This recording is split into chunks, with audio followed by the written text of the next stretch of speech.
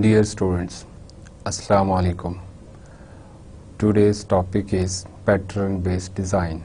Before starting today's topic, we summarize the previous lecture.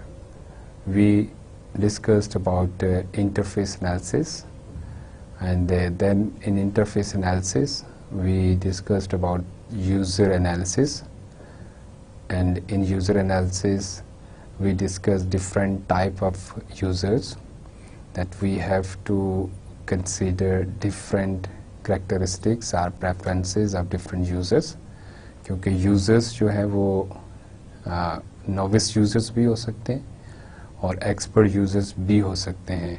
तो हमें different users की जो preferences हैं, जो उनके characteristics हैं, उनको consider करना होता है.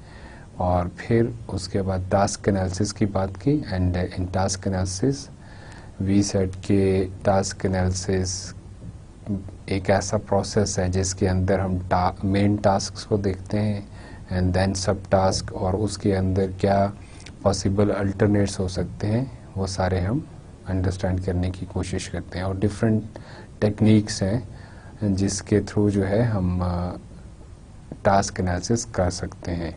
और टास्क एनालिसिस को भी अंडरस्टैंड करना और इस एक्टिविटी को प्रॉपरली करना क्यों ज़रूरी है, हमने दो डिफरेंट सिनेरियोस भी डिस्कस किए थे कि मैनुअल वर्क से want to shift to automated work, और ऑटोमेटेड सिस्टम या दूसरा सिनेरियो ये है कि ऑलरेडी एग्जिस्ट करता है और हम उस एग्जिस्टिंग सिस्टम से जो है मूव करना चाहते हैं न्यू सिस्टम की तरफ. So in any case we have to understand the related task, जो भी उस कॉन्टेक्स्ट के अंदर टास्क हैं that are quite important to understand. और फिर उसके बाद हमने कहा था कि जो डिस्प्ले कंटेंट्स हैं, जो भी हम डिस्प्ले कराने जा रहे हैं, उसको अंडरस्टैंड करना ज़रूरी है. फिर उसके बाद हमने डिफरेंट वर्क इन्वायरमेंट्स की बात की थी और उसको भी अंडरस्टैंड करना ज़रूरी है. बाय द वे जो पिछला लेक्चर था वो डिज़ाइन के ऊपर था, तो उस डिज़ाइन के अंदर हमने डिफरेंट स्टेप्स को डिस्कस किया था.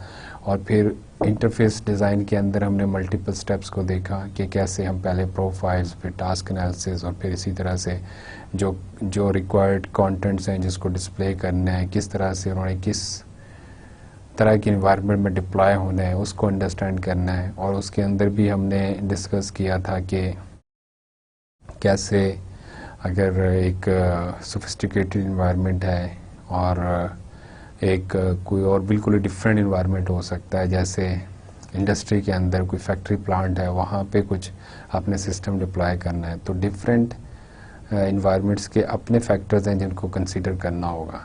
और इवन हमने ये भी कहा कि यूज़र की जो पोजीशंस हैं कि उसने खड़े होके सिस्टम को यूज़ करना है या वो जो है बैठे हुए उस सिस्टम को यूज़ करेगा, we have to consider it. और फिर इसी तरह से हमने डिफरेंट डिज़ाइन इश्यूज़ की बात की थी, और डिज़ाइन इश्यूज़ के अंदर हमने सिस्टम रिस्पांस टाइम को डिस्कस किया था. It is quite important factor कि सिस्टम कितनी देर में रिस्पांस देता है आपको. If it is too long, definitely user frustrate होगा एंड ही या शी विल गिव अप. तो हमें रिस्पांस टाइम को जो है वो कम से कम होना चाहिए. और फिर इसके अंदर भी हमने और डिस्कशन की थी कि एवरेज वेटिंग टाइम वो क्या होना चाहिए. और फिर हमने यूज़र हेल्प फैसिलिटीज़ की बात की थी कि what kind of help we are providing to the users, either it is offline help, either it is online help, और डिफरेंट जो भी पॉसिबिलिटीज़ हैं उसको हमने डिस्कस किया था. हमने यूज़र की एजुकेशन के हवाले से कि उसकी फॉर्मल एजुकेशन क्या है, और फिर based on that we have to decide कि आइदर ही या शी नीड्स ट्रेनिंग और he can learn by himself. तो ये चीज़ हमने डिस्कस की. फिर हमने कहा कि एरर इंफॉर्मेशन हैंडलिंग जो है वो कैसे होनी चाहिए, and it is quite necessary कि जो भी information we are displaying that must be meaningful and easy to understand for the user. If it is too difficult or technical language we are using in information messages, then it is useless, or we may say it is directionless for the user, क्योंकि वो उसको कोई guidance नहीं दे रही. We have to understand it. Sometimes जो है even जो technical professionals होते हैं उनके लिए भी वो टेक्निकल मैसेजेस को अंडरस्टैंड करना जो है वो प्रॉब्लमेटिक होता है। Then we talked about the menu and command labelling कि हम किस तरह से टाइटल जो है वो कमांड्स के लिए और मेन्यूज़ के लिए होने चाहिए। कमांड आल्दो के अब इतनी ज़्यादा यूज़ नहीं होती, कमांड लाइन प्रॉम्प्ट की हमने बात की थी, लेकिन still experts user like it. और मेन्यू जो आपके टाइटल्स हैं, टैग्स हैं, दैट मस्ट बी मीनिंगफुल। फिर हमने एप्लीकेशन एक्सेसिबिलिटी की बात की कि डिफरेंट यूजर्स जो है उनकी कुछ अपनी फिज़िकल लिमिटेशंस हो सकती हैं, कुछ स्पेशल नीड्स हो सकती हैं और हमें उनको कंसीडर करना होगा। फिर इसी तरह से हमने इंटरनेशनलाइजेशन की बात की, जिसमें हमने कहा कि when we are targeting global market, we are trying to produce global software, तो हमें फिर डिफरेंट लैंग्वेज की सपोर्ट देनी होगी, डिफरेंट कल्चर्स को देखना होगा। तो based on different market segments हमें उसके अंदर लोकलाइजेशन का जो एलिमेंट है वो देना होगा, so that user can localise the product. और फिर उसके बाद हमने बात की थी web application design interface guidelines, कि वेब एप्लीकेशन के वाले से गाइडलाइंस क्या है। और उसके अंदर हमने कहा कि एंटिसिपेशन होनी चाहिए, user must be facilitated for the next action, कि रादर देन कि वो सर्च कर रहा हो कि उसने क्या करना है, उसको सिस्टम हेल्प प्रोवाइड करे कि व्हाट इज़ द नेक्स्ट। और इसी तरह से हमने कम्युनिकेशन की कंसिस्टेंसी की बात की, कंट्रोल ऑटोनॉमी की बात की कि आल्दो के यूज़र जो है वो ड्राइविंग सीट पे होना चाहिए, लेकिन स्टिल समटाइम्स जो है वो कंटेंट्स जो होते हैं वो सिक्योर होने चाहिए, और जो सेक्शन या जो कंटेंट्स जिनको सिक्योर होना चाहिए वो उस पर अनऑथराइज्ड एक्सेस नहीं होना चाहिए। इसी तरह से हमने एफिशिएंसी की, फ्लेक्सिबिलिटी की बात की और फिट्स लॉ की बात की कि when we move from one object to other object, तो distance from one object to other object and the size of the target object it matters, कि कितने टाइम में हम उसको हिट करते हैं या टारगेट करते हैं। तो ये हमें वो टाइम जो है इसको हमें मिनिमाइज करना होगा जब भी हम एप्लीकेशन डिज़ाइन कर रहे हैं, स्पेसिफिकली वेब एप्लीकेशन, तो हमें इस टाइम को कम से कम करना होगा, यूज़र को फैसिलिटेट करना होगा ड्यूरिंग हिज हर इंटरेक्शन। इसी तरह से हमने कुछ और गाइडलाइंस को डिस्कस किया, लर्नेबिलिटी, रीडेबिलिटी और मेटाफोर्स को। और फिर फाइनली हमने डिस्कस किया कि हम जो डिज़ाइन है उसको कैसे एवेलुएट किया जा सकता है, और इसको हमने ब्रीफली 4 स्टेप्स के अंदर देखा था। अब आज का लेक्चर स्टार्ट करते हैं, जिसके अंदर टॉपिक हमारा पैटर्न बेस्ड डिज़ाइन है। और हम अगेन पैटर्न को हमने प्रीवियस लेक्चर में थोड़ा सा देखा था, आज हम फिर अगेन पैटर्न की डेफिनेशन से स्टार्ट करते हैं, जो कि हमें हेल्प करेगी इस सारे लेक्चर को अंडरस्टैंड करने में। तो हम एक डेफिनेशन देखते हैं, आप स्लाइड के ऊपर देख सकते हैं कि पैटर्न को ऐसे भी डिस्क्राइब किया जा सकता है। Each pattern describes a problem that occurs over and over again in our environment, and then describes the core of the solution to that problem in such a way that you can use the solution a million times over without ever doing it the same way twice. Again ये Christopher Alexander एक architect था, building architect, और उसने building के context में ये definition दी pattern की। फर्स्ट टाइम ही recognise the importance of pattern, और फिर उसके बाद इसको दूसरी डोमेन्स में भी देखा गया, और हम जिस डोमेन की बात कर रहे हैं that is obviously software engineering. तो 3 चीज़ें बड़ी इंपॉर्टेंट हैं। The first one is context, और कॉन्टेक्स्ट को अंडरस्टैंड करना ज़रूरी है कि किस कॉन्टेक्स्ट की बात हो रही है, किस सिनेरियो की बात हो रही है, and then what is the problem, and we have to understand the problem. और प्रॉब्लम के साथ फिर तीसरी चीज़ जो है दैट इज़ सॉल्यूशन। और सॉल्यूशन जो है, पैटर्न जो है वो आपको बेसिकली गाइडलाइन देता है, उसके अंदर ये नहीं होता कि एग्जैक्ट सॉल्यूशन होगा। ये ऊपर वाली डेफिनेशन में भी यही कह रहा है कि सॉल्यूशन जो है उस तरह से रेडीमेड सॉल्यूशन नहीं है। जैसे एक एग्जांपल लेते हैं रियल लाइफ की, कि घर के अंदर किचन जो है that is kind of pattern, लेकिन अब किचन किस तरह का होगा, किचन के हवाले से गाइडेंस तो अवेलेबल होगी, बहुत सारी आपको गाइडलाइंस मिल जाएंगी, लेकिन अगेन हर इंडिविजुअल या हर फैमिली जो है वो अपने तरह से देखेगी कि उसको किचन कैसे बनाना है, लेकिन अगेन किचन एक ऐसा पैटर्न है जो कि हर घर की एक बेसिक रिक्वायरमेंट है। घर के अपने कुछ प्रॉब्लम्स होते हैं, प्रॉब्लम्स इन दिस कॉन्टेक्स्ट कि we need a place to cook, और इस तरह से बाकी रिक्वायरमेंट्स हैं, और उसके लिए किचन जो है वो एक पैटर्न है। तो बिल्कुल इसी तरह से हमारे सॉफ्टवेयर डेवलपमेंट के अंदर हमारे प्रॉब्लम्स हैं और किसी स्पेसिफिक कॉन्टेक्स्ट के अंदर है, उसको कैसे सॉल्व किया जा सकता है, जो डिफरेंट टाइम्स के ऊपर लोगों ने पहले से उस प्रॉब्लम को सॉल्व किया है और वो सॉल्यूशन एक अच्छा सॉल्यूशन है, तो हम उस अप्रोच को अंडरस्टैंड करते हुए अपनी मर्जी से उसको इम्प्लीमेंट कर सकते हैं। तो इसके अंदर जो फोकस है that is on the reuse, और जो चीज़ अवॉइड करने वाली है या जिस चीज़ को ये डिस्करेज करते हैं दैट इज़, जो आपने एक टर्म सुनी होगी, री इन्वेंट द व्हील। तो री इन्वेंट द व्हील की बजाय हम क्या करते हैं, रीयूज़ की तरफ जाते हैं। अब हम बात करते हैं कि कौन से डिज़ाइन पैटर्न को हम इफेक्टिव डिज़ाइन पैटर्न कहेंगे। कॉपलेन ने इन 2005 एक हमें क्राइटेरिया दिया या डिस्क्राइब किया कि क्या वो करेक्टरिस्टिक्स हैं जो कि एक हमें इफेक्टिव डिज़ाइन पैटर्न को हम देख सकते हैं, जज कर सकते हैं या एवेलुएट कर सकते हैं based on this guidelines. The number one is it solves a problem, और अगेन कि we have to understand the problem and then उस प्रॉब्लम के अगेंस्ट हमें पैटर्न सोल्यूशन देता है। वो बिल्कुल स्पेसिफिक तो नहीं होता, इम्प्लीमेंटेशन डिटेल्स जो है वो आपकी अपनी मर्जी की होती हैं, लेकिन स्टिल वो आपको सोल्यूशन प्रोवाइड करता है। सिर्फ ऐसा नहीं होता कि कोई जस्ट आपको वो थ्योरी गाइडलाइंस हों, कोई जस्ट प्रिंसिपल्स हैं जो आपने आपको बता दिए जाए थ्रू पैटर्न्स, नहीं, बल्कि वो एक स्पेसिफिक सोल्यूशन बता दिया जाता है। आगे हम इसको डिफरेंट एग्जांपल्स के साथ देखेंगे, पैटर्न्स की डिफरेंट एग्जांपल्स को हम डिस्कस करेंगे। सेकंड वन है it is a proven concept.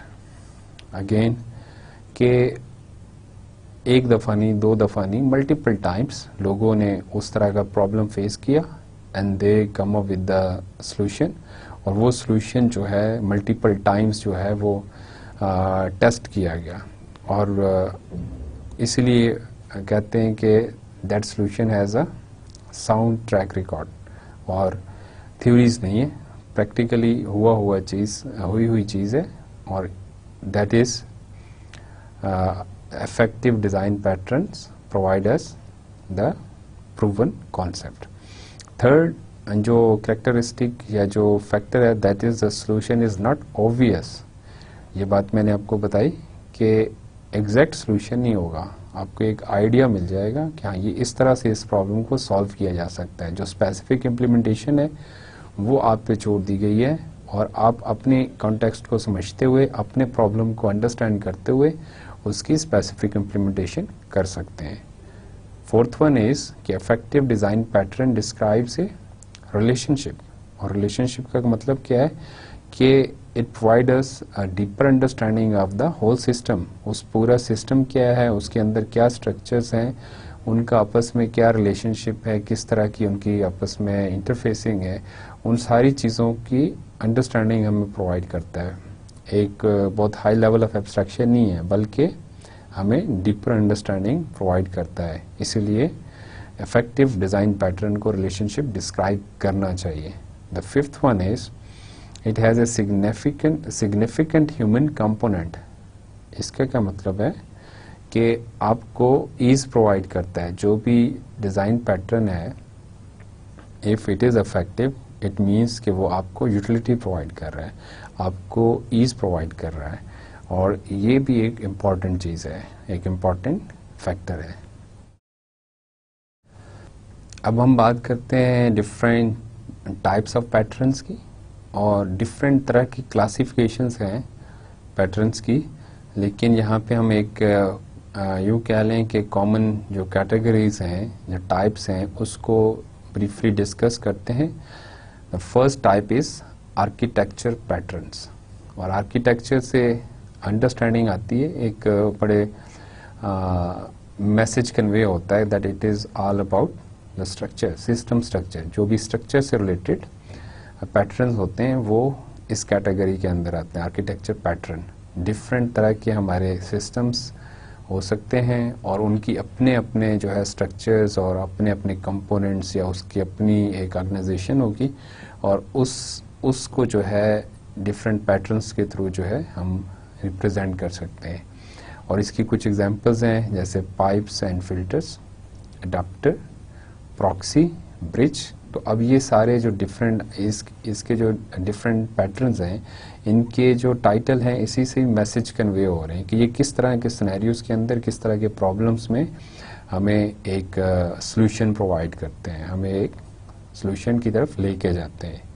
Second type is data patterns, और data patterns are obviously related with data, जो भी आपके सिस्टम्स उस स्पेसिफिक कॉन्टेक्स्ट के अंदर जो आपने डिफरेंट डेटा यूज़ करना है, डिफरेंट जो ऑब्जेक्ट्स डेटा ऑब्जेक्ट्स यूज़ करने हैं, उसके लिए जो डिफरेंट पैटर्न्स हैं वो क्या हो सकते हैं और किस तरह से डिफरेंट जो प्रॉब्लम्स जो कि रिलेटेड टू द डेटा हैं उनको कैसे सॉल्व किया जा सकता है। इसके लिए भी बहुत सारे पैटर्न्स प्रपोज किए गए हैं, लाइक डेटा रेप्लिकेशन एक पैटर्न है, मास्टर एप्लीकेशन और भी इस तरह के जो है डिफरेंट और पैटर्न्स हैं जो कि देखे जा सकते हैं। यहाँ पे हम ब्रीफली इनको डिस्कस कर रहे हैं डिफरेंट टाइप्स को, और अगर आप किसी भी स्पेसिफिक टाइप के अंदर इंटरेस्टेड हो तो आप उसके फर्दर गूगल कर सकते हैं और डिफरेंट पैटर्न्स को फर्दर जो है उस रीडिंग कर सकते हैं।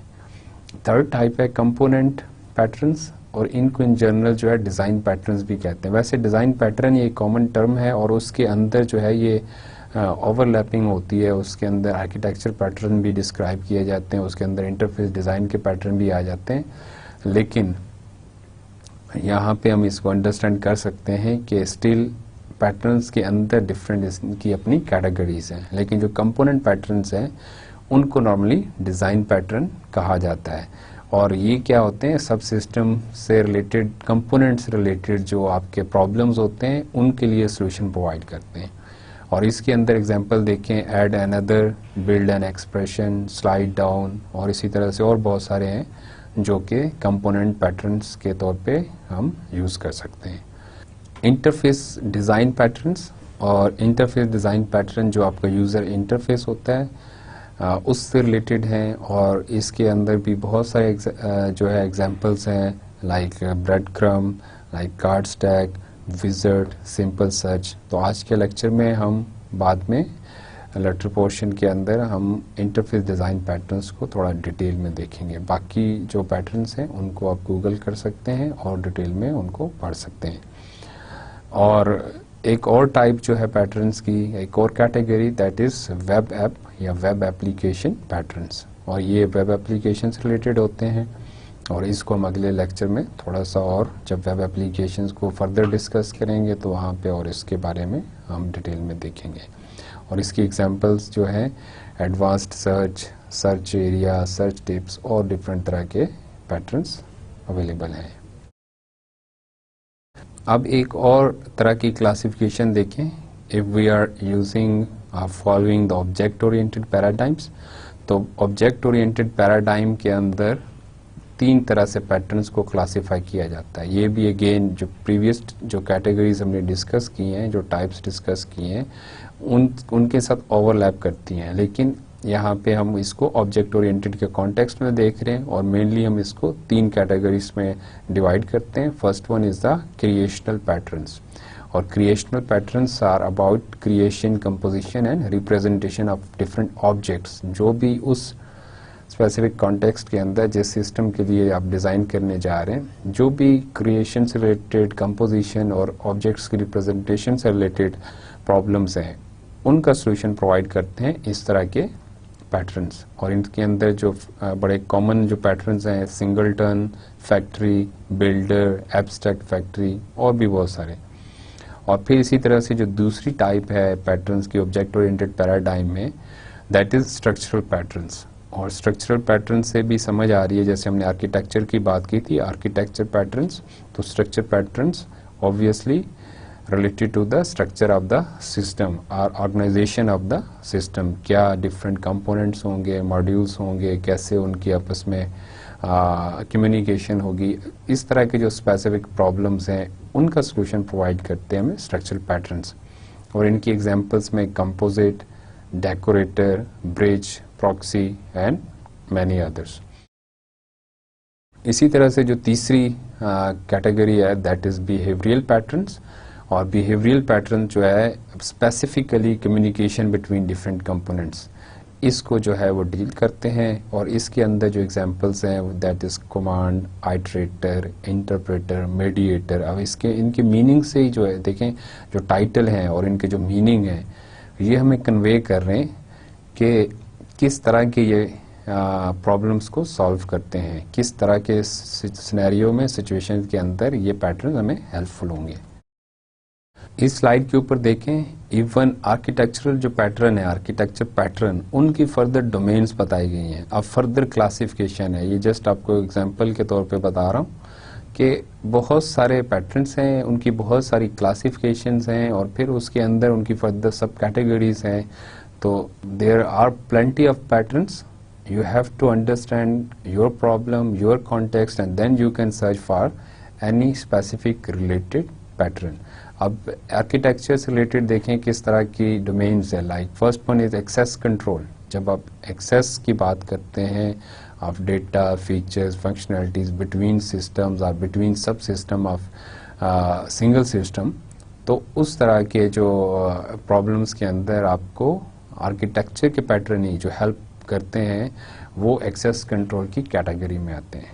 इसी तरह से कंकरेंसी जो है एक अलग से डोमेन है, और जब आप task when you want to perform multiple task in parallel, और जैसे ऑपरेटिंग सिस्टम है, operating system multiple task perform करता है, पैरेलल में करता है रादर देन इन सीक्वेंस। तो अब इस तरह के जो आपके प्रॉब्लम्स हैं उसके लिए जो पैटर्न्स हैं वो कंकरेंसी जो है पैटर्न्स के अंदर आते हैं। थर्ड वन इज डिस्ट्रीब्यूशन, और जब आपके पास डिस्ट्रीब्यूटेड इन्वायरमेंट होता है, when even a single application, a single system with subsystems having a distributed environment or multiple systems in a distributed environment, वो जो आर्किटेक्चर है और उस आर्किटेक्चर के जो प्रॉब्लम्स हैं उनके लिए जो डिफरेंट पैटर्न्स हैं that fall in this distribution pattern domain. और then the fourth one is persistent pattern domain. It is all about the data storage when you are dealing with the data and you want to store the data. अब इससे related जो different problems हैं और उन problems के different patterns हैं, और again architecture जो है वो main domain है, उसके अंदर जो ये सब domains हैं उसको हमने थोड़ा सा briefly discuss किया। अब हम एक और कॉन्सेप्ट डिस्कस करते हैं जिसको फ्रेमवर्क भी कहते हैं और आर्किटेक्चर फ्रेमवर्क भी कहते हैं। और इसको यहाँ पे डिस्कस करने का पर्पस ये है कि अक्सर लोग जो है इसको कंफ्यूज करते हैं विद डिज़ाइन पैटर्न्स। तो the purpose of this slide is to understand the difference between design pattern and architectural framework. Different हमें प्रपोज किए गए हैं आर्किटेक्चरल फ्रेमवर्क और वो किसी स्पेसिफिक डोमेन के अंदर होते हैं। तो इसको हम ऐसे कह सकते हैं कि फ्रेमवर्क जो है वो एक ब्रॉड लेवल एंटिटी है और इम्प्लीमेंटेशन स्पेसिफिक स्केलेटल इंफ्रास्ट्रक्चर है जो किसी स्पेसिफिक डोमेन के अंदर पूरे सिस्टम के इंफ्रास्ट्रक्चर को बताता है, और ये हमें प्रोवाइड करता है generic structure and behaviour. Overall system का जो स्ट्रक्चर क्या होगा, उसका बिहेवियर क्या होगा, डिफरेंट कंपोनेंट उसके अंदर कैसे जो है उनकी ऑर्गेनाइजेशन क्या होगी, उनकी कम्युनिकेशन क्या होगी, how they will be dealing with the external environment, इस सारी चीज़ को ये हमें गाइडेंस प्रोवाइड करता है। जो इसकी डिफरेंट जो कम्युनिकेशन है with the external environment with the other systems, उसके लिए हम वो टर्म यूज़ करते हैं कि प्लग पॉइंट्स, कि skeleton that provides a collection of plug points where you can connect other systems or subsystems to communicate। और फिर तीन डिफरेंट जो है इसकी कैरेक्टरिस्टिक्स के कैसे ये डिफर करता है पैटर्न के साथ। First one is design patterns are more abstract. What does it mean? मैंने कहा है कि फ्रेमवर्क ज़्यादा ब्रॉडर होता है, तो उसके मीनिंग ये है कि ये पूरे सिस्टम की आपको बात कर रहा होता है फ्रेमवर्क। पूरे सिस्टम के इंफ्रास्ट्रक्चर क्या होना चाहिए, किस तरह का उसका लेआउट होना चाहिए, उसके बारे में बताते हैं। जबकि डिज़ाइन पैटर्न जो है वो एक किसी स्पेसिफिक उसके ऊपर एक बहुत एब्स्ट्रैक्ट लेवल के ऊपर जो है वो अगर फ्रेमवर्क के साथ कंपेयर करें, डोमेन से इंडिपेंडेंट होता है, सिस्टम इंडिपेंडेंट होता है और एक जेनेरिक जो है वो आपको सोल्यूशन देता है, जबकि फ्रेमवर्क जो होता है वो स्पेसिफिक होता है, डोमेन स्पेसिफिक। और फिर design pattern are smaller architecture elements. जो आर्किटेक्चर फ्रेमवर्क है वो कंप्लीट इंफ्रास्ट्रक्चर प्रोवाइड कर रहा है, जबकि एक जो आर्किटेक्चर फ्रेमवर्क है उसके अंदर मल्टीपल जो है वो डिज़ाइन पैटर्न्स जो है वो अप्लाई हो सकते हैं। तो वो डिज़ाइन पैटर्न बेसिकली क्या है, स्मॉलर आर्किटेक्चरल एलिमेंट्स हैं। और इसी तरह से design patterns are less specialised, वही कि डोमेन स्पेसिफिक नहीं होते, जेनेरिक होते हैं। तो जो फ्रेमवर्क्स होते हैं वो नॉर्मली डोमेन स्पेसिफिक होते हैं। तो आपने इसको कंफ्यूज नहीं करना कि जब आर्किटेक्चर फ्रेमवर्क की बात होती है तो आर्किटेक्चर फ्रेमवर्क जो है वो अगेन की इंफ्रास्ट्रक्चर है, स्पेसिफिक डोमेन के अंदर किसी पूरे सिस्टम को रिप्रेजेंट कर रहा होता है, जबकि डिज़ाइन जो है वो एक लिमिटेड फंक्शनैलिटी के साथ या उस फ्रेमवर्क के अंदर एक कोई स्मॉल स्पेसिफिक एलिमेंट हो सकता है। अब हम बात करते हैं कि पैटर्न को कैसे डिस्क्राइब किया जा सकता है, the way to describe the pattern. तो यहाँ पे इस स्लाइड के ऊपर हम डिफरेंट जो पॉसिबल टाइटल्स, हेडिंग्स हो सकती हैं एक पैटर्न को डिस्क्राइब करने की, उसको वन बाय वन ब्रीफली देखते हैं। The first one is pattern name. Obviously कि सबसे पहली चीज़ तो उसका टाइटल होना चाहिए, और टाइटल मस्ट बी मीनिंगफुल, कि जिसको हमने जैसे पीछे देखा कि प्रॉक्सी और बिल्डर और इस तरह से जो डिफरेंट हमने देखे पाइप्स एंड फिल्टर, तो ये सारे जो मीनिंगफुल नेम है और इनसे हमें एक इंफॉर्मेशन कन्वे हो रही है कि ये किस तरह के पैटर्न्स हैं। तो पैटर्न का नाम जो है वो मीनिंगफुल होना चाहिए। Second thing is the problem, कि वो क्या प्रॉब्लम है जिसको ये पैटर्न जो है ये हमें हेल्प आउट करता है, सॉल्व करता है। तो उस प्रॉब्लम की डिस्क्रिप्शन होना ज़रूरी है।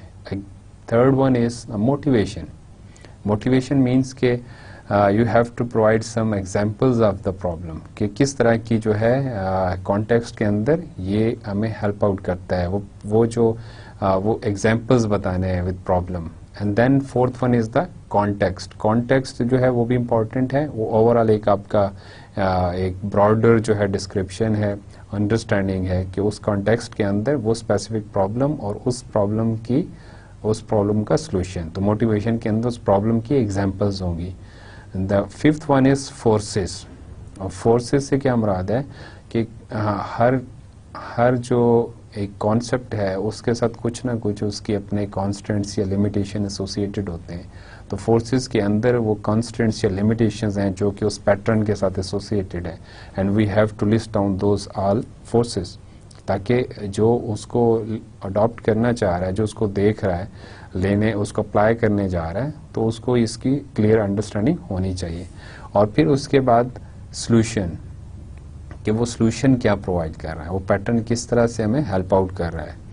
And then the intent. Intent से क्या मुराद है कि कैसे किस तरह के जो वो किस तरह से हमें हेल्प आउट कर रहा है, वो सॉल्यूशन जो है वो किस तरह से हमें हेल्प आउट कर रहा है उस स्पेसिफिक प्रॉब्लम के अंदर। और फिर इसी तरह से कोलैबोरेशन से क्या मुराद है कि जो डिफरेंट और पैटर्न्स हैं, ये स्पेसिफिक पैटर्न उनके साथ कैसे जो है कोलैबोरेट कर रहा है, वो कैसे हमें दूसरे पैटर्न्स जो है यहाँ पे हेल्प आउट कर सकते हैं, उसके साथ इन पैरेलल यूज हो सकते हैं। देन कॉन्सिक्वेंसेस के अंदर क्या है कि अगर हम उस पैटर्न को यूज करते हैं तो उसकी अपनी वो क्या लिमिटेशन, उसका कॉन्सिक्वेंस क्या होगा, उसके बाद उसको कैसे जो है वो टैकल करना है, उसके वो इम्प्लीमेंटेशन जो है, इम्प्लीमेंटेशन से रिलेटेड जो उसके प्लस माइनस हैं वो हमें बताने हैं। और फिर implementation detail, specific implementation detail, जैसे आप उसको इवन किसी लैंग्वेज के कोड के अंदर बता सकते हैं कि वो कैसे इम्प्लीमेंट होगा। और देन नॉन यूजेस बताने हैं, उसकी एग्जांपल्स बतानी है यूजेज की, कि कहाँ पे कैसे किस डोमेन के अंदर वो यूज़ हो रहा है। एंड रिलेटेड पैटर्न्स, अगेन के उससे मिलते जुलते और कौन से पैटर्न्स हैं जो कि पॉसिबल हो सकते हैं। अब यहाँ पे एक और जो टर्म जो आपको अंडरस्टैंड करने की ज़रूरत है, that is called pattern language. तो पैटर्न लैंग्वेज क्या हो सकता है आपके ख्याल में? पैटर्न लैंग्वेज क्या होगी? ये नेचुरल लैंग्वेज की तरह नहीं है, ये प्रोग्रामिंग लैंग्वेज की तरह नहीं है। जब आप किसी पैटर्न को किसी स्पेसिफिक फॉर्मेट के मुताबिक डिस्क्राइब करते हैं, that is called the pattern language. तो पैटर्न लैंग्वेज, अगर जैसे यही स्लाइड के ऊपर जो हमने डिफरेंट हेडिंग्स दी हैं, डिफरेंट सेक्शंस दिए हैं, तो ये डिफरेंट जो हेडिंग्स हैं, अगर हम इसी को फॉलो करते हुए कुछ अपने नॉन पैटर्न्स को डिस्क्राइब करें, जो हमें पहले से ऑलरेडी पता है, उन सबको डिस्क्राइब करें, या इवन हम अगर अपने कोई पैटर्न्स जो है डिफाइन करना चाह रहे हैं, तो हम पहले एक फॉर्मेट स्पेसिफाई करेंगे कि कैसे उसको हमने लिस्ट डाउन करना है, उस पैटर्न को कैसे डिस्क्राइब करना है, तो वो पैटर्न लैंग्वेज कहलाएगी। और एक दूसरी टर्म यूज़ होती है पैटर्न रिपोजिटरी। पैटर्न रिपोजिटरी क्या होती है कि जब आप किसी भी स्पेसिफिक डोमेन के अंदर जो अवेलेबल पैटर्न्स हैं, उनको आप प्रॉपर उसकी इंडेक्सिंग करते हैं, या उसको जो है एक प्रॉपर हायरार्की में या ऑर्गेनाइजेशन उसकी उस तरह से करते हैं उस स्पेसिफिक डोमेन के लिए कि वो सारे आपको अवेलेबल हों, तो वो जो है पैटर्न रिपोजिटरी कहलाती है। तो डिफरेंट पैटर्न लैंग्वेजेस हैं और डिफरेंट पैटर्न रिपोजिटरीज हैं। आप गूगल कर सकते हैं कि किस किस तरह से पैटर्न्स को डिस्क्राइब किया जा सकता है, क्या पैटर्न लैंग्वेजेस हैं, और डिफरेंट डोमेन में क्या पैटर्न रिपोजिटरीज अवेलेबल हैं जिनको आप यूज़ कर सकते हैं। अब हम बात करते हैं पैटर्न बेस्ड डिज़ाइन की, कि if we are going to follow the pattern based design, what should be the process. तो सबसे पहले तो एक हमें बिगर पिक्चर को अंडरस्टैंड करने की ज़रूरत होगी कि हम उसको प्रोडक्ट कॉन्टेक्स्ट में अपने प्रॉब्लम को समझें। जब हम जिस प्रॉब्लम को सॉल्व करने जा रहे हैं, जिसके लिए हमने वो सिस्टम या सॉफ्टवेयर डिज़ाइन करना है, तो देखिए सबसे पहले रिक्वायरमेंट्स मॉडल है, और यहाँ पे वो सारी रिक्वायरमेंट्स की एक्टिविटीज़ के बाद जो भी रिक्वायरमेंट्स मॉडलिंग की है, that all are the artifacts that are related are helpful to design activity. तो जब डिज़ाइन स्टार्ट होता है, तो first of all we have to understand, we have to consider different design concepts. ठीक है, जो मैंने आपको कहा कि ब्रॉडर एक जो व्यू है वो होना चाहिए। हमने स्टार्ट्स के लेक्चर में बात की थी सिस्टम्स फिलॉसफी की प्रोजेक्ट मैनेजमेंट के अंदर, तो हमें डिफरेंट सिस्टम्स को अंडरस्टैंड करना है और उसको उस तरह से देखना है। Then we have to understand the problem, the context, the constraints. ये सारी चीज़ें अंडरस्टैंड करते हुए, और फिर हमने हमेशा डिज़ाइन को एसोसिएट किया है विद सम क्वालिटी गोल्स और क्वालिटी एट्रीब्यूट्स, कि एक अच्छा डिज़ाइन जो है वो डिफरेंट क्वालिटी एट्रीब्यूट्स या क्वालिटी गोल्स को जो है वो फुलफिल करता है। जब इन चीज़ों को अंडरस्टैंड करेंगे, then we have to decide कि either in this specific situation and with this specific problem, is there any pattern that is applicable to our scenario, our problem. तो हमने वो देखना है, और अगर यस तो फिर हमने उसको अडॉप्ट करना है, उसको फॉलो करना है, और अगर नहीं तो फिर हमने किसी और डिज़ाइन अप्रोच की तरफ जाना है, डिज़ाइन मॉडल की तरफ जाना है कि हम इस प्रॉब्लम को कैसे सॉल्व करेंगे। तो ये एक बड़ा सिंपल सा डिज़ाइन प्रोसेस है कि जब आप पैटर्न बेस्ड डिज़ाइन की बात करते हैं। अब हम डिज़ाइन टास्क की बात करते हैं, और यहाँ पे वो एक्टिविटीज़ को लिस्ट डाउन किया है, स्टेप्स को जो है लिस्ट डाउन किया है कि जब ये डिज़ाइन टास्क जब हम कर रहे होंगे, परफॉर्म करेंगे, जब डिज़ाइन एक्टिविटीज़ करेंगे, तो क्या हमारे स्टेप्स होने चाहिए। तो number 1 step is examine the requirements model and develop a problem hierarchy. जब भी मैंने प्रीवियस स्लाइड में बात की कि पहले रिक्वायरमेंट्स मॉडल जो है उनको देखना है, वो आर्टिफैक्ट्स हमारे लिए इनपुट है, और फिर हमने अपना ब्रॉडर एक व्यू बनाना है कि क्या मेन प्रॉब्लम है, फिर उसके अंदर अगर पॉसिबल सब प्रॉब्लम्स और उसको उस तरह से हम हायरार्की बना सकते हैं, डिवाइड कर सकते हैं, तो हमें वो करना होगा। Second step is determine if a reliable pattern language has been developed for the problem domain. तो अब हमने ये देखना है कि क्या वो जो स्पेसिफिक हमारा प्रॉब्लम है और वो प्रॉब्लम डोमेन जो है उसके लिए क्या कोई पैटर्न लैंग्वेज, अगेन कि वही के डिफरेंट पैटर्न्स हैं और उसको प्रॉपरली किसी स्पेसिफिक फॉर्मेट के अंदर, सिंटैक्स के अंदर लिखा गया है, उसको हमने देखना है क्या वो एग्जिस्ट करता है या नहीं करता। Third step is beginning with a broad problem, determine whether one or more architectural pattern is available for it. Again कि मेन जो प्रॉब्लम है उसके साथ अंडरस्टैंड करते हुए, उसको समझते हुए फिर आगे देखना है कि हमें क्या कुछ हमारे पास पॉसिबिलिटीज़ हैं इन आर्किटेक्चर पैटर्न्स, किस तरह से हम अपने सिस्टम के आर्किटेक्चर को ज़्यादा अच्छे तरीके से डिज़ाइन कर सकते हैं यूजिंग द आर्किटेक्चर पैटर्न्स। और ऊपर से ब्रॉड व्यू से हम स्टार्ट करेंगे। The fourth step is using the collaborations provided for the architectural patterns, examine subsystem or component level problems and search for appropriate patterns to address them. पीछे हमने discuss किया था कि हमारे पास कंपोनेंट लेवल भी पैटर्न्स होते हैं और फिर हम अपने जो सिस्टम हमने एक ब्रॉड एक ओवरव्यू लिया है, एक बड़े प्रॉब्लम को पहले देखा है और फिर उस प्रॉब्लम के अंदर सब प्रॉब्लम्स हैं। तो अब हमने ये देखना है कि वो जो डिफरेंट हमारे कंपोनेंट्स डिज़ाइन होंगे जो उन सब प्रॉब्लम्स को सॉल्व कर रहे होंगे, वो कैसे जो है अवेलेबल पैटर्न्स को यूज़ करते हुए इम्प्लीमेंट किए जा सकते हैं और फिर उनकी आपस में कम्युनिकेशन कैसे होगी, इस चीज़ को हमने देखना है, अंडरस्टैंड करना है। Step number 5 is repeat step 2 through step 5 until all broad problems have been addressed। कि ये एक आइटरेटिव प्रोसेस है।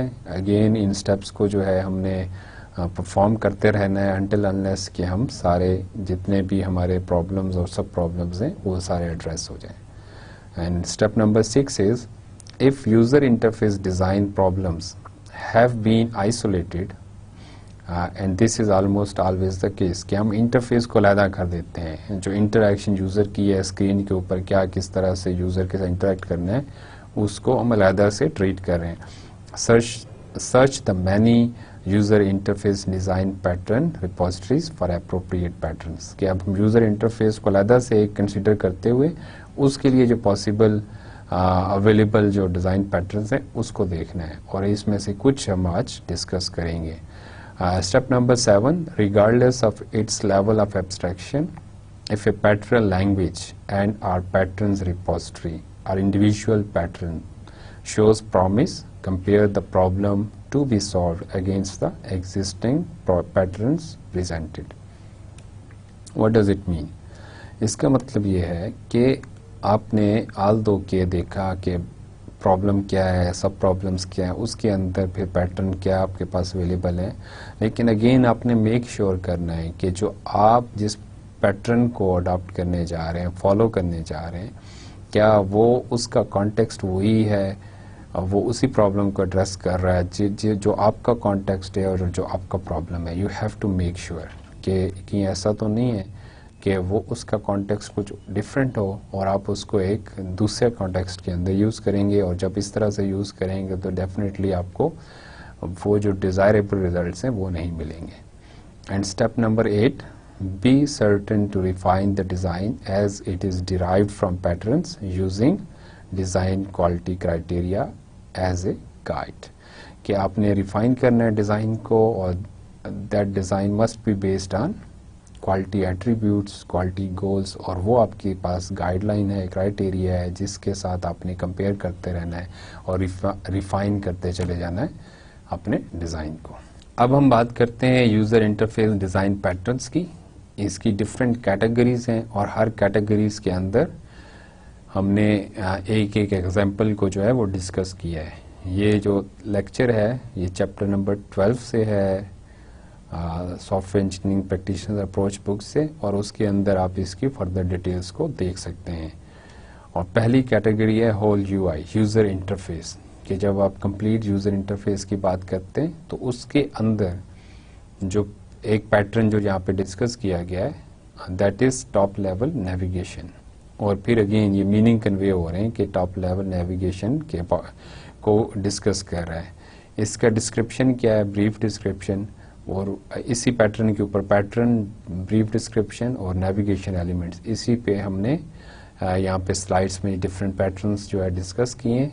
आप इनकी फर्दर डिटेल्स को बुक में रीड कर सकते हैं। तो डिस्क्रिप्शन को देखेंगे, यूज्ड व्हेन ए साइट और application implements a number of major functions. तो जब हम मल्टीपल हमारे पास जो है ना फंक्शंस हैं और उसको हमने इम्प्लीमेंट करना है तो उस टाइम के ऊपर हमें टॉप लेवल नेविगेशन जो पैटर्न है वो हमें सपोर्ट करता है।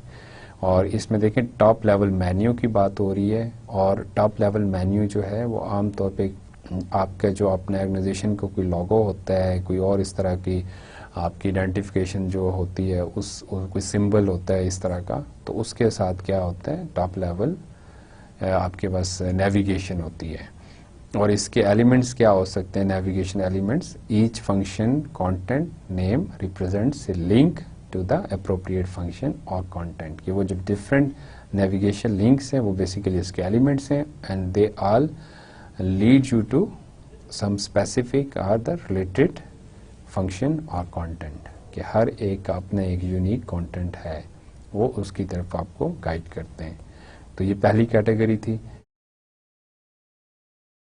अब दूसरी कैटेगरी है that is called page layout, और पेज लेआउट के अंदर जो पैटर्न है दैट इज कार्ड स्टैक। और कार्ड स्टैक की जब बात करते हैं तो अगेन ये हमें अंडरस्टैंडिंग मिलती है इसके नाम से, कि जैसे कार्ड्स का स्टैक होता है और उस तरह से हम उसको देख सकते हैं इजीली और मैनेज कर सकते हैं। बिल्कुल उसी तरह से हम यहाँ पे पेज लेआउट में भी इस अप्रोच को यूज़ कर सकते हैं। और इसका डिस्क्रिप्शन देखें कि used when a number of specific sub functions or content categories related to a feature or function must be selected in random order. और ये क्या करते हैं, provides the appearance of a stack of tabbed cards, each selectable with a mouse click and each representing specific subfunctions or content categories। तो I hope कि आपको ये understand किया होगा, समझ आई होगी। जैसे डिफरेंट आपके पास टैब्स होती हैं तो वो एक तरह का स्टैक होता है। आप जिस रेलेवेंट जिस रिक्वायर्ड या डिज़ायर्ड टैब के ऊपर पेज के ऊपर मूव करना चाहते हैं तो आप उसके ऊपर क्लिक करके मूव कर सकते हैं। तो अब देखिए नेविगेशन एलिमेंट्स में भी यही बात हो रही है कि अब वो जो माउस क्लिक है वो जब टैब के ऊपर करते हैं that cause the appropriate card to appear. Card यहाँ पे कह रहे हैं लेकिन that is in fact the page, कि वो पेज आपको जो भी उसके कंटेंट्स हैं वो डिस्प्ले होते हैं। और navigation features within the card may also be present, but in general these should initiate a function that is related to card data, not cause an actual link to some other display। तो जो भी category है उस category से related आपको web page के ऊपर वो कंटेंट्स और वो इंफॉर्मेशन डिस्प्ले होती है।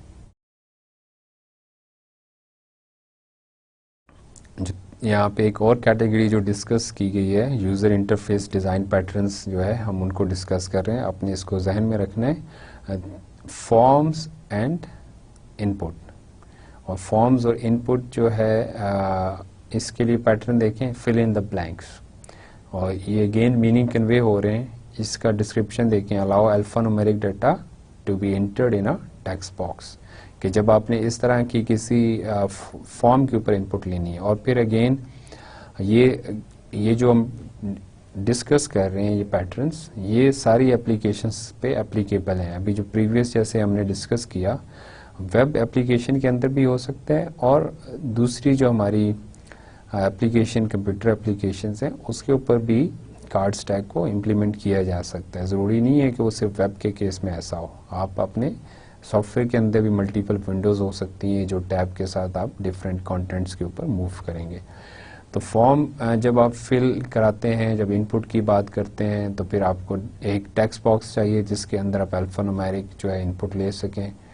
और इसके अंदर अगेन जो नेविगेशन एलिमेंट है दैट इज टेक्स्ट और graphic indicator that initiates validation and processing. Fourth category या फिफ्थ कैटेगरी इज टेबल्स, और टेबल्स के अंदर जो हमने पैटर्न डिस्कस किया है दैट इज सॉर्टेबल टेबल। तो सॉर्टेबल टेबल, कि जिसको सॉर्ट किया जा सकता हो, दैट टेबल, ठीक है। अब इसका ब्रीफ डिस्क्रिप्शन देखें, display along list of records that can be sorted bye selecting A toggle mechanism for any column label, कि आप इस तरह का टेबल होना चाहिए जिसके कॉलम्स जो है जब उसके ऊपर आप क्लिक करते हैं तो every time when you click you get some different type of sorting. एक दफ़ा असेंडिंग हो सकती है, दूसरी दफ़ा डिसेंडिंग हो सकती है, डिपेंडिंग ऑन योर चॉइस। और इसके अंदर नेविगेशन एलिमेंट्स क्या हैं, each column header initiates a sort on all rackets and no other navigation is provided. although in some cases each racket may itself contain navigation links to other contents or functionality. दो possibilities हैं, एक तो ये है कि rackets जो हैं उनके ऊपर कोई नेविगेशन प्रोवाइड नहीं की गई और जस्ट कॉलम हेडर्स जो हैं उनके थ्रू आप उसको सॉर्टिंग करते हैं. दूसरा ये है कि आप रैकेट के ऊपर क्लिक करें और आपको फर्दर उससे रिलेटेड इंफॉर्मेशन प्रोवाइडेड हो. Next category is direct data manipulation.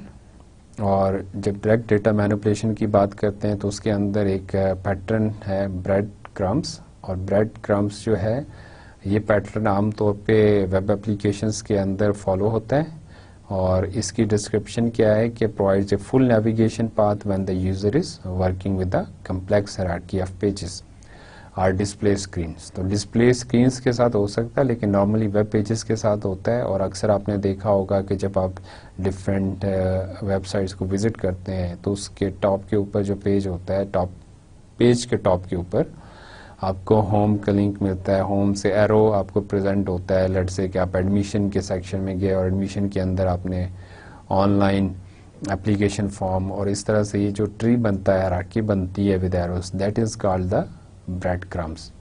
और यहाँ पे नेविगेशन एलिमेंट्स में ये देखें कि any of the entries within the breadcrumbs display can be used as a pointer to link back to a higher level of the hierarchy. ना सिर्फ वो हायरार्की आपको ये बता रही है कि आपने कहाँ से स्टार्ट लिया, कहाँ पे इस वक्त आप हैं, बल्कि अगर आप प्रीवियस लेवल के ऊपर, हायर लेवल के ऊपर जंप करना चाह रहे हैं तो आप डायरेक्टली अगर होम पे क्लिक करेंगे तो it will shift you to the home page. अब हम बात करते हैं नेविगेशन की. और नेविगेशन के हवाले से एक पैटर्न जो यहाँ पे डिस्कस हुआ है, एडिट इन प्लेस.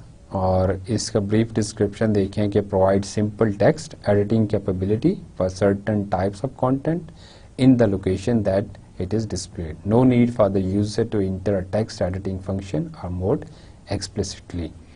इसका क्या मतलब है कि आज जब आप नेविगेट कर रहे हैं और नेविगेशन करते हुए नेविगेशन की कैटेगरी के अंदर हम ये पैटर्न डिस्कस कर रहे हैं, you want to edit some text. तो जैसे इसकी एग्जांपल देता हूँ कि माइक्रोसॉफ्ट एक्सेल के अंदर आप जब किसी सेल के अंदर पहले से एंट्री कर चुके हैं, अब वापस आप किसी और सेल से मूव करते हैं उस सेल के अंदर और अगर वहाँ पे डबल क्लिक करें तो आप ऑटोमेटिकली क्या होता है, एडिटिंग फेज के अंदर या स्टेट के अंदर चले जाते हैं और you can edit the data. वो एक सेम यही पैटर्न है जिसे एडिट इन प्लेस कहते हैं और इसके लिए कोई स्पेसिफिक नेविगेशन एलिमेंट्स नहीं है. अगर अब हम सर्चिंग की बात करें तो सर्चिंग के अंदर जो एक पैटर्न यहाँ पे डिस्कस किया है दैट इज सिंपल सर्च. इसका जो डिस्क्रिप्शन है, provides the ability to search a website or persistent data source for a simple data item described by an alphanumeric string. Searching भी एक मेन कैटेगरी है. उसके अंदर अब सिंपल सर्च कैसे हो सकती है कि आप यूज़र को ये फैसिलिटी प्रोवाइड करें कि वो जो भी आपका डेटा सोर्स है उसमें से कुछ सर्च कर सके. तो इसके लिए नेविगेशन एलिमेंट्स क्या होने चाहिए कि each entry in the list of hits presents a navigation link to the data referenced by the entry. कि सपोज आपने कुछ भी टर्म सर्च की, अब उस डिफरेंट जो टर्म्स हैं उनके अगेंस्ट आपके पास 4 या 5 लेट्स से रिजल्ट्स आए हैं दैट इज कॉल्ड हिट्स के जो उससे सिमिलर हैं. तो आपको ये फैसिलिटी प्रोवाइड करनी है कि आप उसके थ्रू नेविगेट कर सकें, जंप कर सकें उन स्पेसिफिक डेटा सोर्सेस के ऊपर. पेज एलिमेंट्स नेक्स्ट कैटेगरी है यूज़र इंटरफेस डिज़ाइन पैटर्न्स की और इसके अंदर जो पैटर्न हमने डिस्कस करना है दैट इज़ विज़र्ड. और विज़र्ड से भी आप बड़ी अच्छी तरह शनासा है कि जब आप एप्लीकेशन कोई भी आमतौर पे इंस्टॉल करते हैं तो आपको मल्टीपल स्क्रीन्स जो है वो डिस्प्ले होती हैं और उनको हम आमतौर पे इंस्टॉलेशन विज़र्ड कहते हैं. तो विज़र्ड का डिस्क्रिप्शन देखें कि takes the user through a complex task one step at a time. Exactly ऐसे ही होता है जब आप इंस्टॉलेशन कर रहे होते हैं, स्टेप बाय स्टेप आपको गाइडेंस प्रोवाइड हो रही होती है या इन्फॉर्मेशन आपको स्टेप बाय स्टेप मिलती है. Providing guidance for the completion of the task through a series of simple window displays. और फिर इसके अंदर नेविगेशन एलिमेंट्स क्या हैं, that is forward and back navigation allows the user to revisit each step in the visit process. और ये भी आपके लिए कॉमन फिनोमिना है जिसको आपने ऑब्जर्व किया होगा कि आप नेक्स्ट और बैक का ऑप्शन और आमतौर पे कैंसिल का ऑप्शन भी वहाँ पे अवेलेबल होता है। लेकिन एनीवेज अगर आपने अब इंस्टॉलेशन जैसे कर रहे हैं तो उसके विजिट में आप देख सकते हैं अगर बैक पे जाके कि आपने कौन सी डायरेक्टरी जो है वो सिलेक्ट की है जहाँ पे ये स्पेसिफिक एप्लीकेशन या सॉफ्टवेयर इंस्टॉल होने जा रहा है, और उसको आप चेंज भी कर सकते हैं। अब हम बात करते हैं ई कॉमर्स कैटेगरी की, और इसके अंदर जो पैटर्न है दैट इज़ शॉपिंग कार्ट। और शॉपिंग कार्ट भी आपके लिए बड़ा कॉमन एक फिनोमेना है। जब कभी आप ऑनलाइन ट्रांजैक्शंस करते हैं किसी भी स्पेसिफिक वेबसाइट के ऊपर, जब आप शॉपिंग करते हैं तो उसमें आपको क्या होता है कि आप जैसे जैसे आइटम परचेज करते हैं आपकी कार्ट में वो ऐड होते चले जाते हैं। तो ये डिस्क्रिप्शन देखें इसका, provides a list of items selected for purchase. तो कार्ट जो है ये एक ऐसा पैटर्न है जिसको शॉपिंग कार्ट कह रहे हैं, that provides facility of having list of purchased items. और फिर इसके नेविगेशन एलिमेंट्स में देखें कि contains ability to proceed with shopping और गो टू चेकआउट। जब कभी आप शॉपिंग कार्ट को यूज़ करते हैं तो ये दोनों ऑप्शन आपके पास होते हैं कि if you want to proceed for further shopping या यू वांट टू चेकआउट। तो ये दोनों तरह की नेविगेशन एलिमेंट्स उसमें होने चाहिए।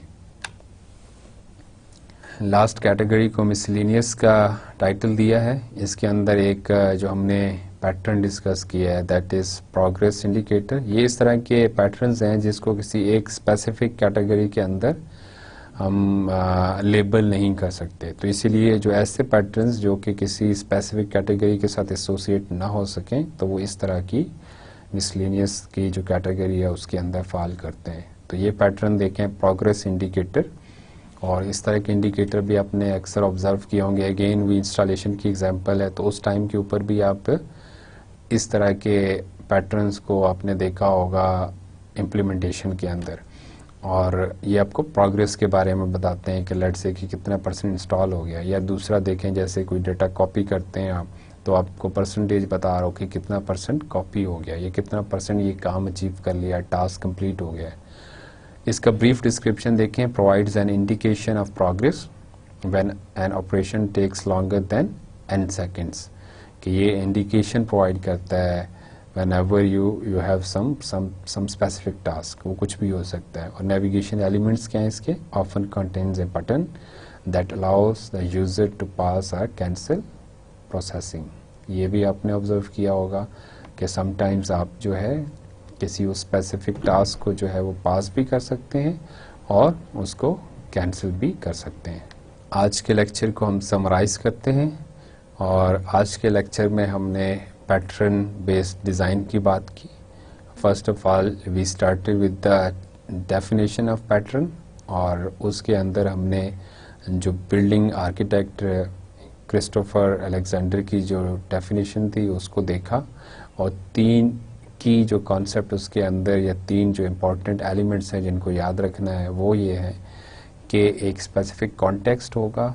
जब भी हम पैटर्न की बात करते हैं तो पैटर्न के लिए एक स्पेसिफिक कॉन्टेक्स्ट होगा, उस स्पेसिफिक कॉन्टेक्स्ट के अंदर एक स्पेसिफिक प्रॉब्लम होगा और उस प्रॉब्लम के लिए कोई सॉल्यूशन होगा। तो पैटर्न हमेशा किसी स्पेसिफिक कॉन्टेक्स्ट के अंदर किसी भी प्रॉब्लम को उसका सॉल्यूशन प्रोवाइड करता है। और पैटर्न्स की जो ज़रूरत है या पैटर्न का जो यूजेज है वो पैटर्न की तरफ क्यों हम आए, तो पैटर्न की इम्पोर्टेंस को रिकग्नाइज किया कि रादर देन के we reinvent the wheel all the time, we have to reuse the previous knowledge. लोगों को कोई प्रॉब्लम आया, उन्होंने उसके अटेम्प्ट किया, अब वो प्रॉब्लम जो है मल्टीपल टाइम अकर होता है और उसका वही सॉल्यूशन है जिसकी इम्प्लीमेंटेशन डिफरेंट तरह से हो सकती है।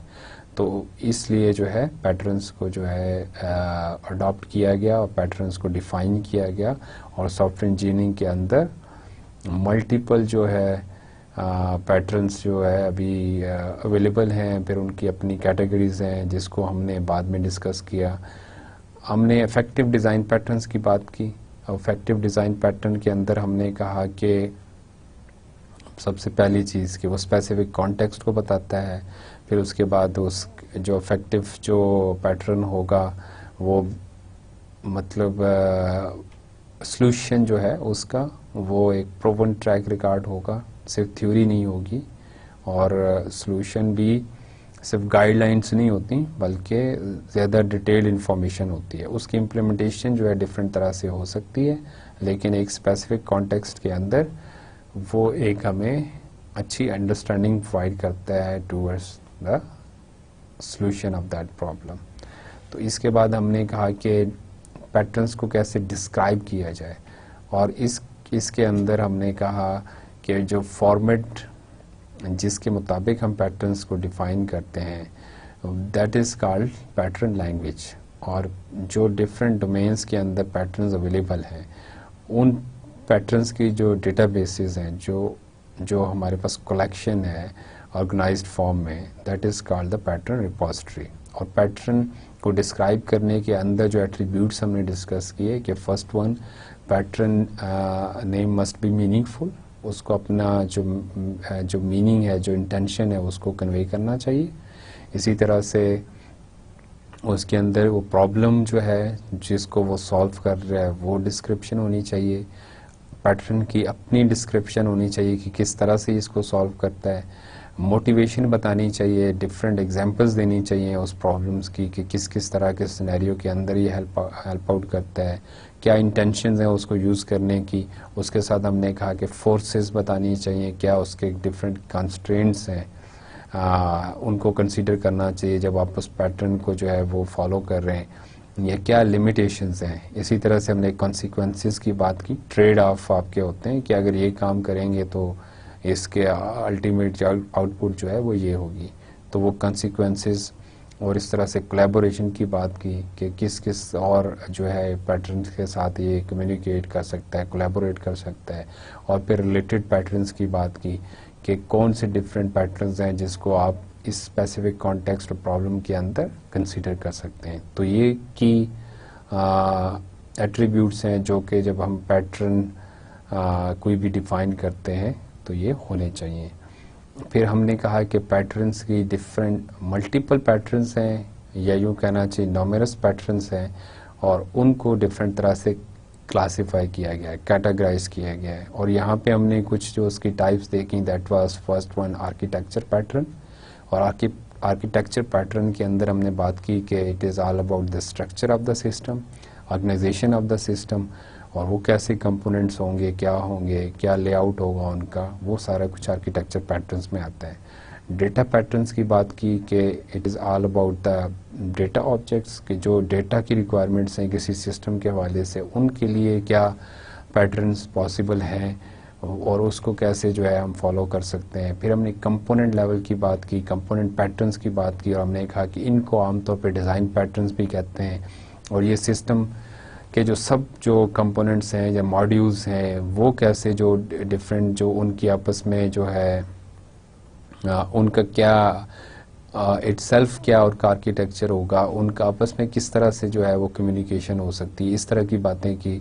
और फिर इंटरफेस डिज़ाइन की हमने बात की, इंटरफेस डिज़ाइन पैटर्न की, और उसको फिर बाद में हमने डिस्कस भी किया। और फिर हमने वेब एप्लीकेशन पैटर्न्स की बात की कि जो स्पेसिफिक हैं विद वेब एप्लीकेशंस, उनको इस तरह से क्लासिफाई किया जा सकता है। और इन हर एक की हमने कुछ एग्जांपल्स भी उनको भी देखा कि क्या कुछ डिफरेंट एग्जांपल्स हैं जिनको आप फर्दर डिटेल में गूगल कर सकते हैं। इसी तरह से हमने कहा कि एक और जो पॉसिबल क्लासिफिकेशन है वो क्रिएशनल, स्ट्रक्चरल और बिहेवियरल पैटर्न्स की हो सकती है ऑब्जेक्ट ओरिएंटेड पैराडाइम में। क्रिएशनल जो है वो it is all about the creation of the object, structure जो है वो कैसे उनकी ऑर्गेनाइजेशन होगी डिफरेंट ऑब्जेक्ट्स की, और किस तरह से वो कंपोनेंट्स आपस में स्ट्रक्चर या लेआउट या ऑर्गेनाइज होंगे। और फिर बिहेवियरल पैटर्न्स की बात की कि किस तरह से वो डिफरेंट पैटर्न्स बिहेव करेंगे, किस तरह से एक दूसरे के साथ कंपोनेंट्स जो हैं वो कंपोनेंट्स किस तरह से एक दूसरे के साथ कम्युनिकेट करेंगे। तो ऑब्जेक्ट ओरिएंटेड के अंदर नॉर्मली जितने भी पैटर्न्स हैं और उनको इन्हीं तीनों कैटेगरीज के अंदर क्लासिफाई किया जाता है।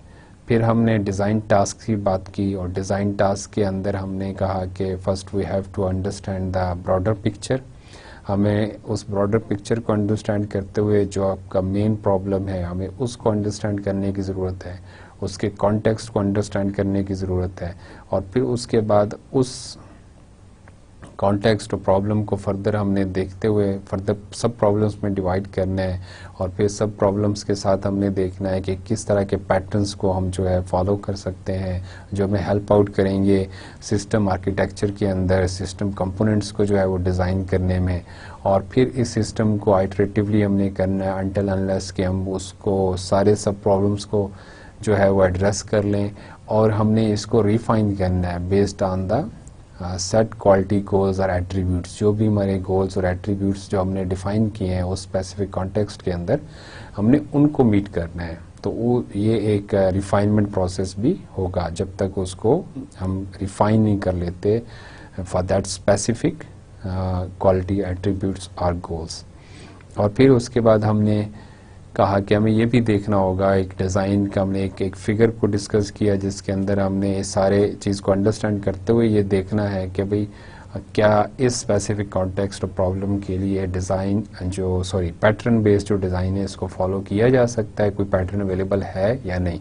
If it is available then we have to go for this design task with the pattern based approach, otherwise we have to move to some other design approach. और फिर आखिर में हमने यूज़र इंटरफेस डिज़ाइन पैटर्न्स की बात की और user interface design patterns के अंदर हमने डिफरेंट कैटेगरीज़ को डिस्कस किया और इन कैटेगरीज़ के अंदर जैसे फर्स्ट हमने कैटेगरी डिस्कस की जिसमें कहा कि होल यूआई कि जो ओवरऑल जो आपका यूज़र इंटरफेस है उसके अंदर क्या पैटर्न्स हो सकते हैं। फिर हमने पेज लेआउट की बात की, पेज लेआउट के अंदर डिफरेंट पैटर्न्स हो सकते हैं। When we are talking about the searching, तो सर्चिंग आपकी एक कैटेगरी है और इस कैटेगरी के अंदर भी डिफरेंट पैटर्न्स हो सकते हैं। और हमने लास्ट एक हमने कैटेगरी जिसको मिसलेनियस कहा कि अगर कोई if any specific pattern is not specific to some category तो हम उसको मिसलेनियस की कैटेगरी में ले आते हैं। जैसे हमने प्रोग्रेस इंडिकेटर को डिस्कस किया कि ये पैटर्न जो है इसको क्लासीफाई करना किसी और कैटेगरी में शायद अप्रोप्रिएट नहीं है, तो ये प्रोग्रेस इंडिकेटर आपको बताता है कि टास्क कोई भी जो अंडर कंसिडरेशन है वो किस तरह से प्रोग्रेस कर रहा है। और भी हमने डिफरेंट कैटेगरीज को जो है वो डिस्कस किया और उसके अंदर एग्जांपल देखी और आप फर्दर जो है गूगल कर सकते हैं इन सारे पैटर्न्स को और फर्दर एलेबोरेशन की देख सकते हैं और इसको रीड कर सकते हैं। इंशाल्लाह अगले लेक्चर के अंदर आपसे फिर बात होगी। अल्लाह हाफिज़।